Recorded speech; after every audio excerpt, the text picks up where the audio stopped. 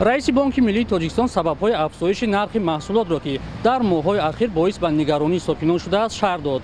Холиқ ҳокимзода рӯзи 25 ноябр дар парлумон гуфт, болоравии нархи маҳсулоти ниёзи аввалия дар моҳҳои март то апрел ва октябри имсол мушоҳида шудааст. Вай афзуд ки нархи маҳсулот дар ин давра 50,6% афзоиш ёфта, ба ин раванд асосан нархи орду буринҷ, шакар, равған, картошка ва пиёз дохил мешавад.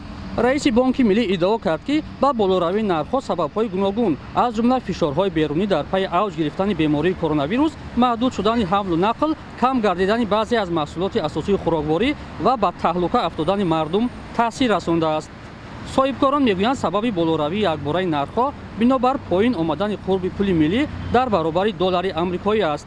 асъоре ки воридот асосан ба он сурат мегирад. дар чанд моҳи ахир сокинон аз болоравии чашмраси нархи хӯрокворӣ дар Тоҷикистон нигаронанд. онҳо мегӯянд дар давраи пандемия даромадҳояшон кам шудааст, аммо арзиши маҳсулот баръакс боло рафтааст. дар пайи чунин нигарониҳо баъзе аз иқтисоддонҳо таъкид карданд ки панҷшавии коронавирус пойбандии иқтисоди Тоҷикистонро аз хориҷа нишон дод ва бояд ба масъалаи тавлиди маҳсулоти ватанӣ таваҷҷӯҳи бештар шавад.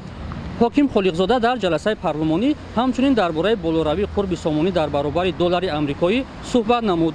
ӯ гуфт ба ҳолати имрӯза, яъне 25 ноябр, қурби расмии асъори миллӣ 11 сомонию 30 дирам барои 1 доллари амрикоӣ пешбинӣ шудааст.